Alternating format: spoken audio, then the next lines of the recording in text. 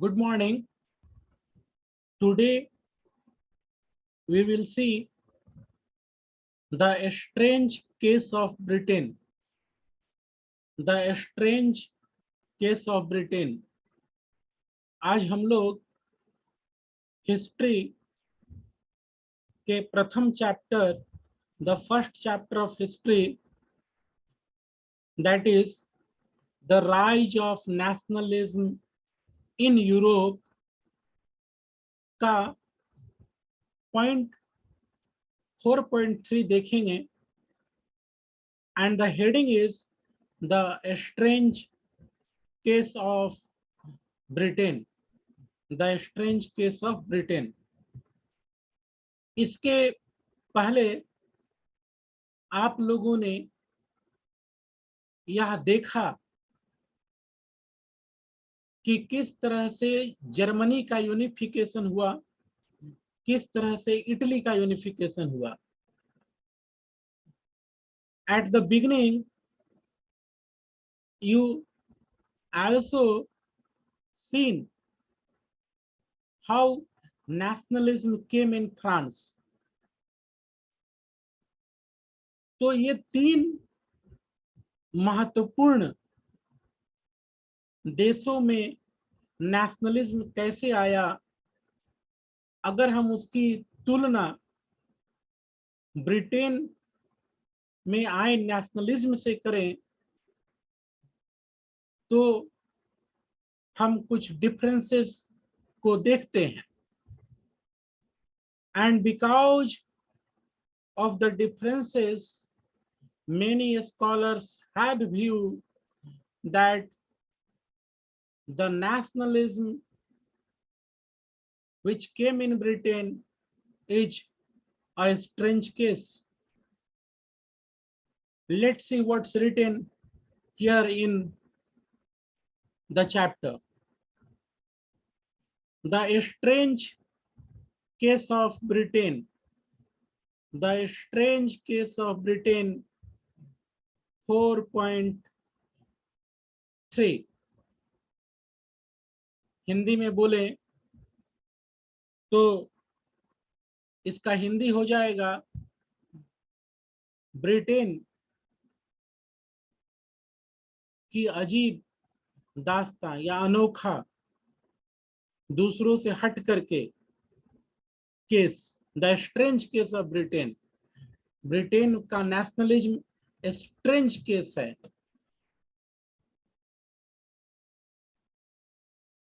The models of nation. ध्यान दीजिएगा, the model of nation और the nation state, some scholars have argued is Great Britain. कुछ scholars का, कुछ विद्वानों का यह मानना है कि नेशन स्टेट का मॉडल, राष्ट्र राज्य का आदर्श तो ब्रिटेन है. सम स्कॉलर्स, कुछ विद्वान. तो कुछ विद्वानों का यह मानना है कि नेशन स्टेट का मॉडल ब्रिटेन है. In Britain the formation of the nation state. In Britain, Britain में नेशन स्टेट का फॉर्मेशन, ब्रिटेन में नेशन स्टेट का formation was not the result of a sudden uphill or revolution. अगर हम Britain को देखें तो वहां जो हम भावना देखते हैं नेशनलिज्म की, वहां जो हम फीचर्स देखते हैं कि वह नेशन स्टेट है, तो यह भावनाएं या ये feature was not the result of a sudden uphill. कोई सडन अपहिल से नहीं आई और ना ही रिवॉल्यूशन से आया, ना ही रिवॉल्यूशन से आया. अगर हम फ्रांस में राष्ट्रवाद को देखते हैं तो वह फ्रेंच रिवॉल्यूशन से जुड़ा हुआ है, पर यहां कोई रिवॉल्यूशन नहीं, एक बैग हुआ, कोई उथल पुथल भी नहीं। कहां? ब्रिटेन में। It was the result of long drawn out process. जो ब्रिटेन का नेशनलिज्म है, नेशन स्टेट है, वह एक लंबी चली प्रक्रिया का रिजल्ट है। वह एक लंबी चली, long drawn out process result है उसका, लंबा चला प्रक्रिया। There was no British nation prior to the 18th century. 18th century से पहले, 18th सेंचुरी से पहले कोई ब्रिटिश नेशन नहीं था। आज के डेट में हम बोलते हैं ब्रिटेन, तो इस नाम का कोई राष्ट्र, नेशन 18th सेंचुरी के पहले नहीं था। 18th सेंचुरी 1701 से 18th सेंचुरी शुरू होता है। तो क्या बोल रहा है? प्रायर टू 18th सेंचुरी, मतलब 1701 के पहले कोई ब्रिटिश नेशन करके कुछ नहीं था। The primary identities of the people, the primary identities of the people, लोगों का जो प्राइमरी आइडेंटिटी था, पहचान जो थी, वे जो उनकी प्राथमिक पहचान थी वहां के लोगों की, जो ब्रिटेन का एरिया है वहां के लोगों की, जो ब्रिटिश इसलिए का हिस्सा थे, वह उनका एथनिक था, एथनिसिटी पर आधारित था उनकी पहचान। जो वहां जो लोग थे उनकी जो पहचान जो है वह उनकी एथनिसिटी पर डिपेंड था, एथनिक वंश था। जैसे इंग्लैंड में रहने वाले इंग्लिश कहलाए, वेल्स एरिया में रहने वाले, स्कॉटलैंड में रहने वाले स्कॉट, आयरलैंड आयरिश। तो इस तरह से पहचान ब्रिटेन का जो आज के डेट का भूभाग है वहां रहने वाले लोगों की थी। ये इंग्लैंड का रहने वाला है, इंग्लिश, वेल्स वाला है, स्कॉटलैंड वाला है, आयरिश है, ब्रिटिश है। यह पहचान 18th सेंचुरी के पहले नहीं थी। But as the English nation steadily grew in wealth, ध्यान दीजिएगा, इंग्लैंड जो है वह ग्रू करता है, ग्रो करता है वेल्थ के मामले में। वेल्थ के मामले में इंग्लैंड ग्रो करता है। इंग्लैंड का कब्जा होता है दुनिया के कितने हिस्सों, अनेकों हिस्सों पर।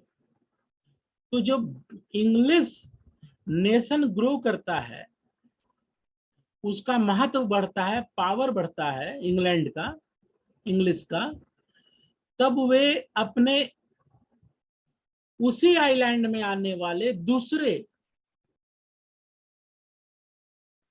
राज्यों पर अपना इन्फ्लुएंस, प्रभाव जमाता है।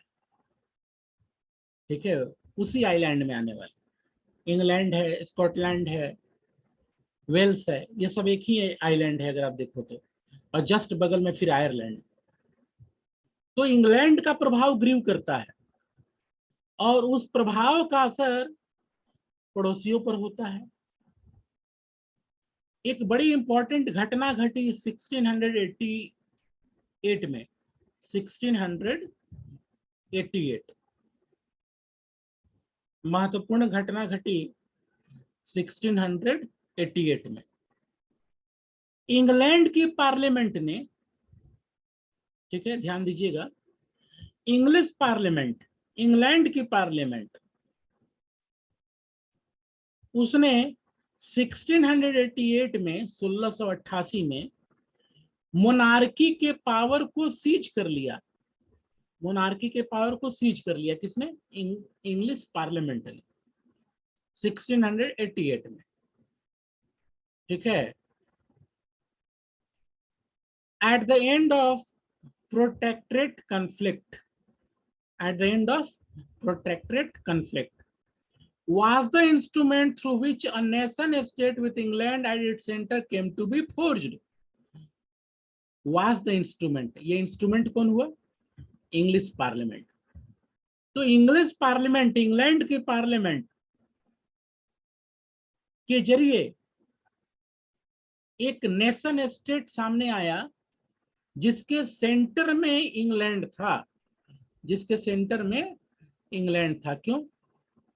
क्योंकि इंग्लैंड ज्यादा पावरफुल था, ज्यादा ताकतवर हुआ और दूसरे राज्यों के मुकाबले।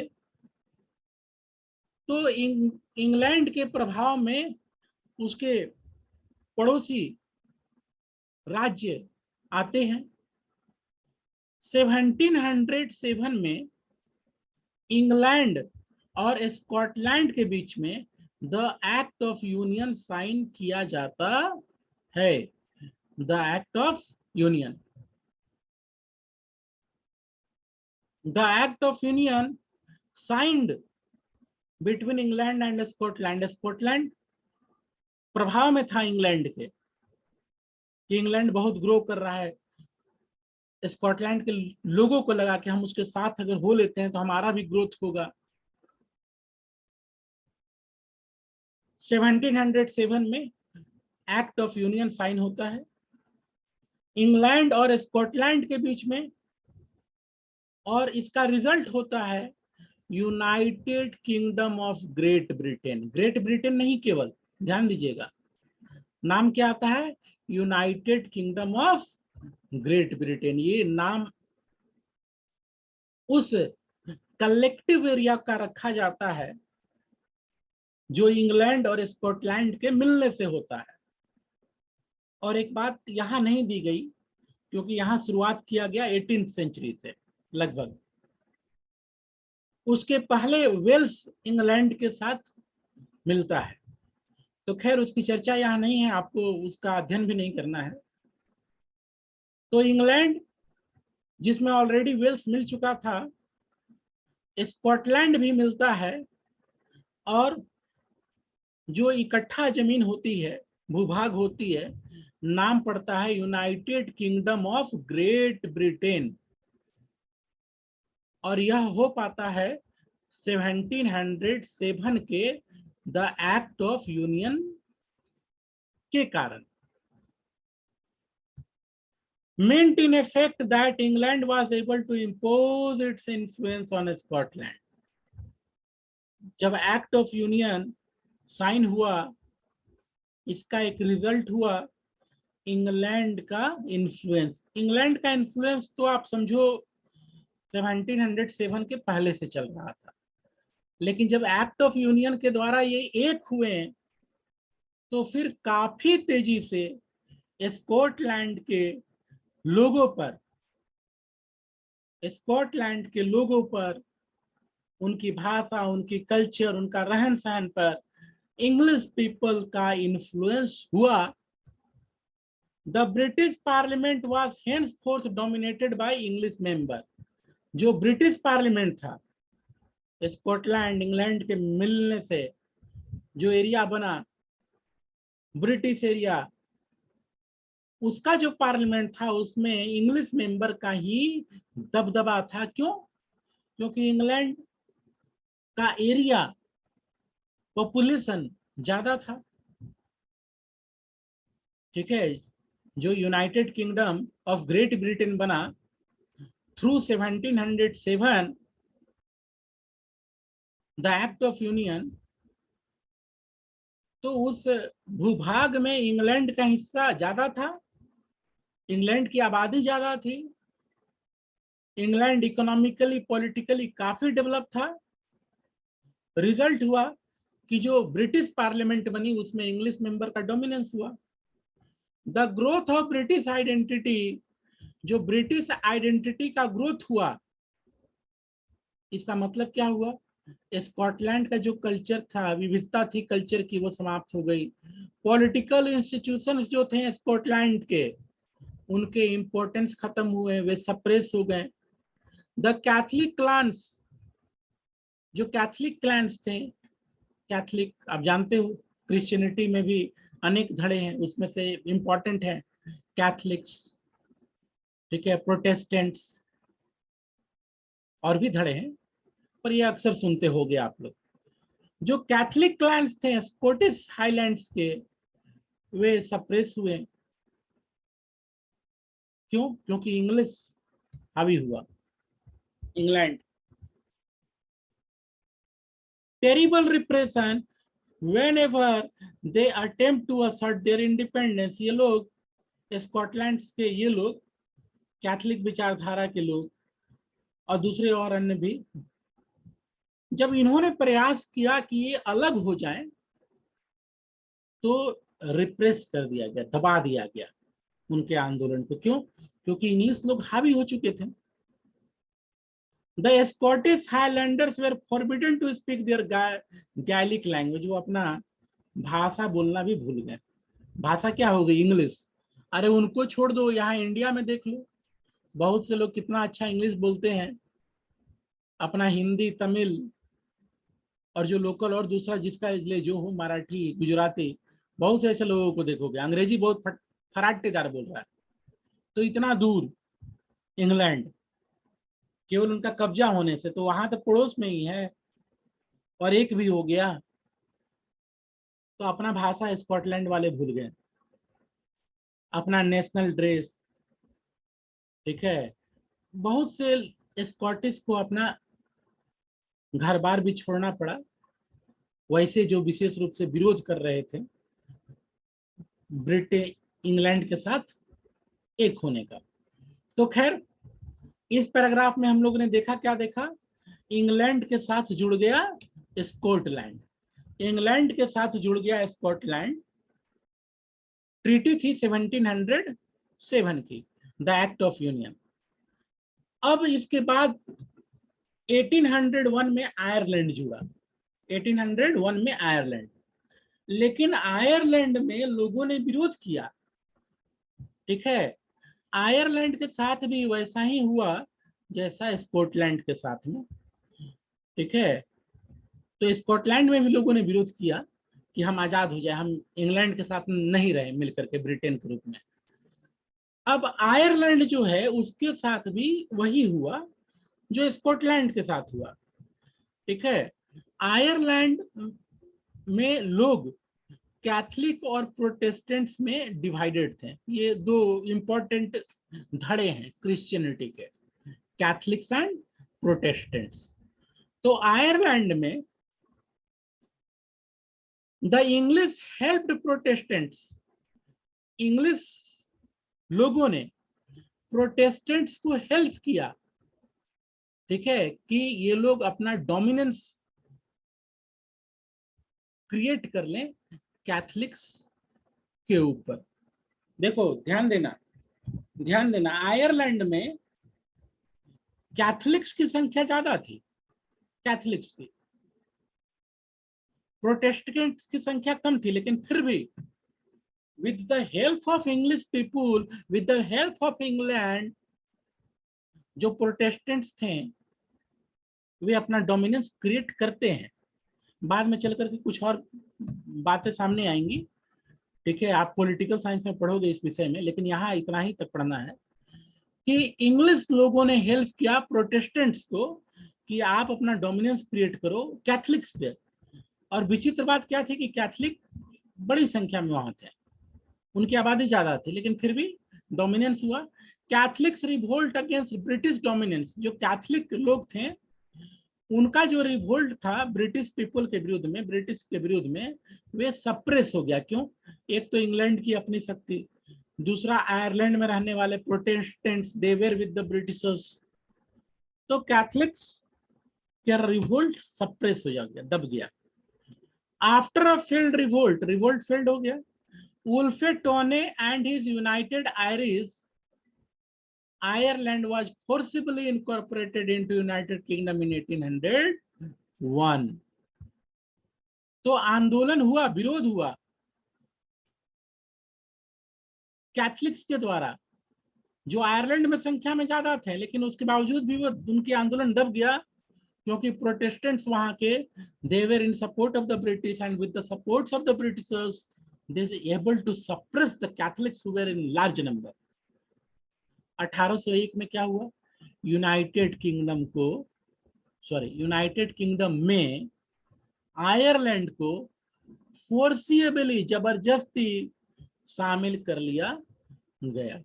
ध्यान दीजिएगा, 1707 1707 Scotland came together with England। 1801 Ireland आया नहीं, फोर्सिबली इनकॉर्पोरेटेड, जबरदस्ती उसे शामिल कर लिया गया यूनाइटेड किंगडम में। कब किया गया? 1801 में। बात यही समाप्त 1801 में। लेकिन पॉलिटिकल साइंस में आप 1801 के बाद भी पढ़ोगे कि आयरलैंड में किस तरह से डिवीजन, प्रोटेस्टेंट्स और कैथलिक्स का आयरलैंड का डिवीजन करा देता है। नॉर्थन हिस्सा आज भी ब्रिटेन के साथ में है, और जो बाकी हिस्सा है वो स्वतंत्र देश के रूप में है। लेकिन खैर, बात यहाँ 1801 पर छूट गई हिस्ट्री किताब में। तो हिस्ट्री में जब ये प्रश्न आएगा तो हम 1801 तक ही रखेंगे, उसके बाद दूसरी बात है। जैसे जो न्यू ब्रिटिश नेशन आया, ब्रिटिश नेशन में कौन कौन? इंग्लैंड, वेल्स पहले से है शामिल, स्कॉटलैंड और आयरलैंड। तो यह जो ब्रिटिश नेशन हुआ, इसमें इंग्लिश कल्चर ने डोमिनेट किया। इंग्लिश कल्चर ने डोमिनेट किया। कारण फिर वही है, क्योंकि इंग्लैंड एक बड़ा एरिया था, वहां आबादी ज्यादा थी लोगों की, वेल डेवलप था, इकोनॉमिकली बहुत साउंड था। इन सभी कारणों से जो इंग्लिश कल्चर है उसने डोमिनेट किया आयरिश कल्चर के ऊपर, स्कॉटिश कल्चर के ऊपर। The symbols of new Britain, जो नए ब्रिटेन बना, उसका सिंबल भी अगर आप देखोगे तो वो इंग्लिश प्रभाव में है, इंग्लैंड के प्रभाव में है। The symbols of new Britain, नया ब्रिटेन का सिंबल, the British flag, Union Jack. ठीक है, जो इंग्लैंड का फ्लैग था, जो ठीक है, यूनियन जैक, वह हो जाता है British flag, Union Jack. The national anthem, God save our noble king, God save our noble king, ये नेशनल एंथम हो जाता है इंग्लैंड, ब्रिटेन का। द इंग्लिश लैंग्वेज, जो इंग्लैंड वाले बोलते थे English language, were actively promoted, उसको प्रोमोट किया गया। And the older nation survived only as subordinate partner in this union, जो यूनियन का गठन हुआ, जो नेशन स्टेट सामने आया ब्रिटेन, उसमें आप देखो तो इंग्लिश का डोमिनेंस है। चाहे लैंग्वेज की बात करें, चाहे नेशनल एंथम की बात करें, झंडे की बात करें, कोई और बात करें, लास्ट में लैंग्वेज का विषय में लिख रहा है कि इंग्लिश लैंग्वेज जो है वह प्रमोट किया गया। और जो दूसरे ओल्डर नेशंस थे,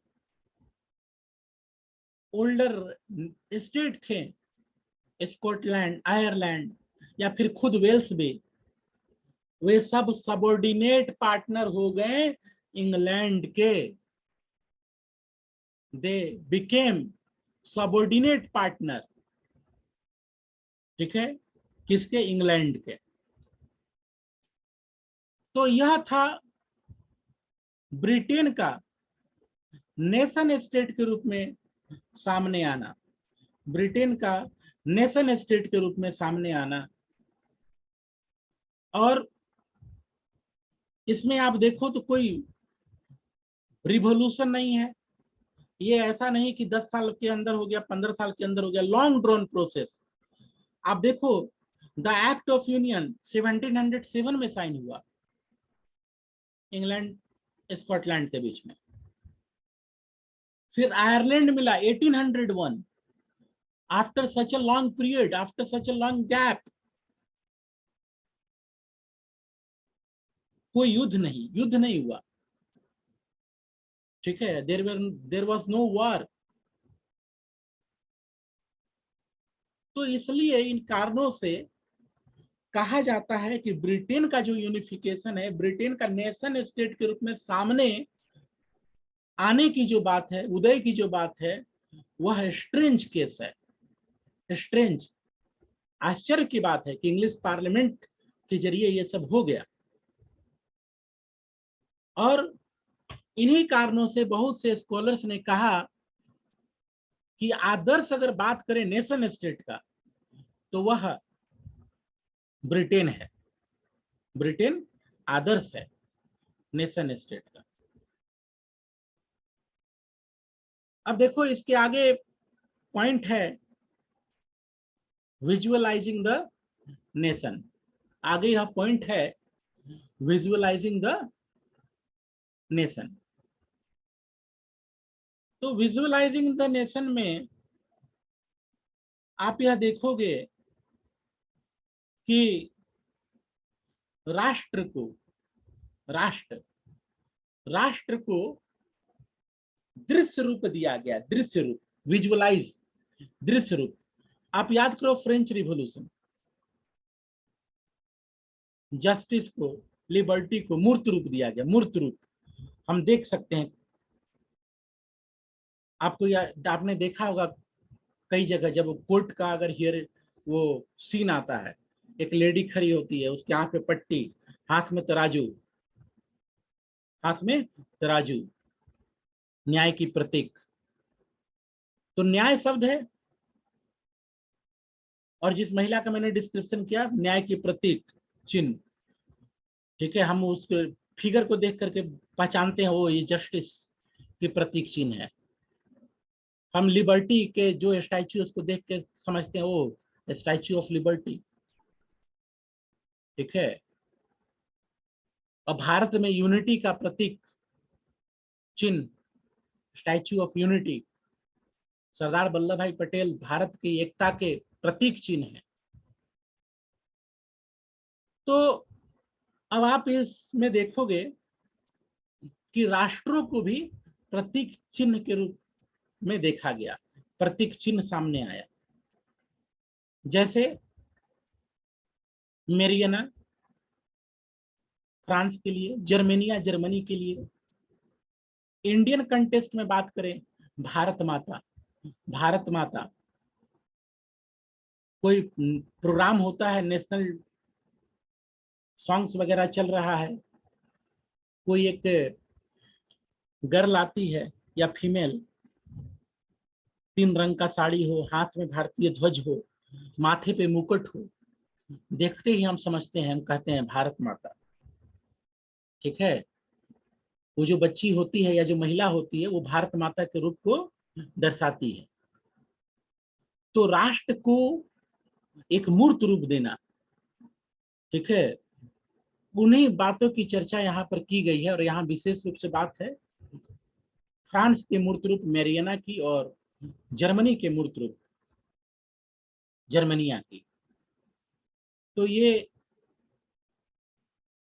आगे के क्लासेस में आप देखोगे। ठीक है। स्क्रीन पर आप देख रहे होगे मेरियना, और फिर इसी पेज पर नीचे की ओर देखो जर्मनिया। जर्मनिया के 1-2 फोटोग्राफ्स और हैं। ठीक है। कई बार इन दोनों के बीच के डिफरेंसेस को भी लिखने को आता है। कभी कभी भारत माता का इमेज का तुलना भी किया जाता है। ठीक है, मेरियना से और विशेष रूप से जर्मनिया से, कि दोनों में क्या फर्क आप महसूस करते हैं, क्या फर्क आप देखते हो।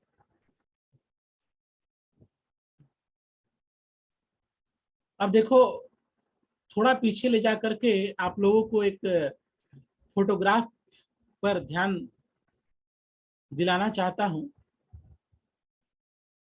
और यह फोटोग्राफ जुड़ा हुआ है यूनिफिकेशन ऑफ इटली से।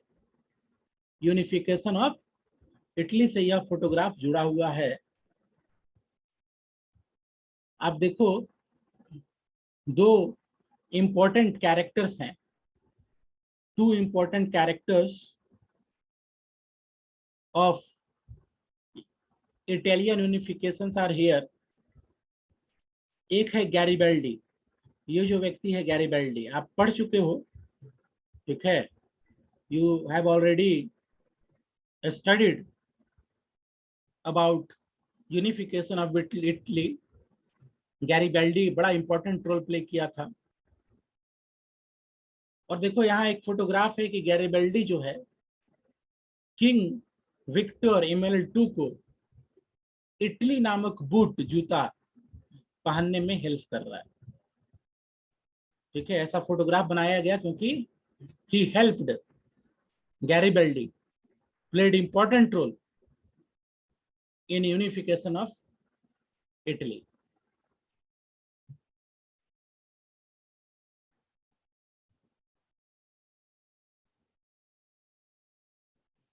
तो लास्ट में एक बार फिर से बात करते हैं what we studied today. Today we talked about the coming of Britain as a nation state. The point given here, the heading given here is the strange case of Britain. The strange case of Britain. Britain की अजीब case, अजीब दास्तां, अजीब कहानी।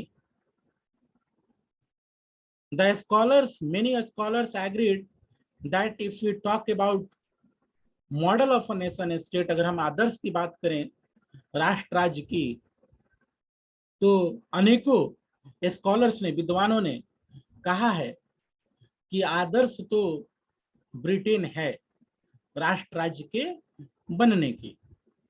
उन्होंने अपने तर्क दिए हैं और फिर यहाँ आपको डिस्क्राइब किया गया है कि कैसे ब्रिटेन का उदय होता है।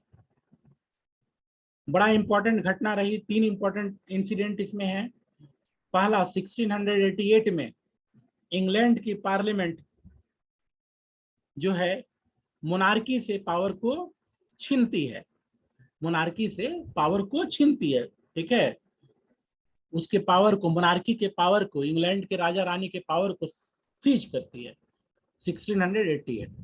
फिर यह इंग्लैंड की पार्लियामेंट, मिनिस्टर्स, इनका बातचीत वगैरह चलता है स्कॉटलैंड से। 1707 में स्कॉटलैंड के साथ the act of Union sign होता है एंड स्कॉटलैंड एंड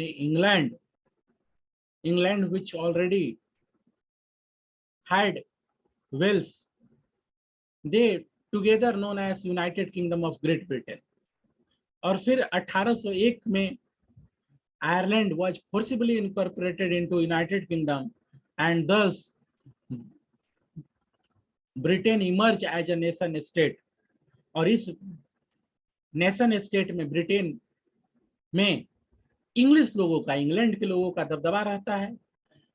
उनका यूनियन जैक ब्रिटिश फ्लैग हो जाता है, उनका एंथम नेशनल एंथम हो जाता है, God save our noble king. England के लोगों का लैंग्वेज इंग्लिश वह डोमिनेट करता है दूसरे पार्टनर्स के ऊपर। So this was all about the unification of Britain. Better we can say this was all about the rise of Britain as a nation state. Thank you very much.